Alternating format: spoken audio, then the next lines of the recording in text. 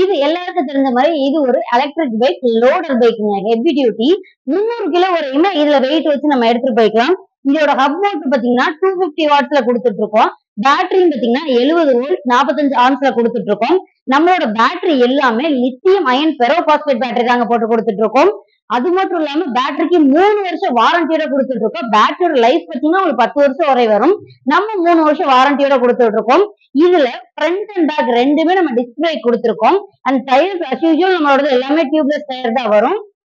இதுல முன்னாடி பாத்தீங்கன்னாவே நல்ல ஸ்பேஸ் இருக்கும். நீங்க ஒரு 2ல இருந்து 3 உரமூட்டை வரையுமே வச்சுக்கலாம்.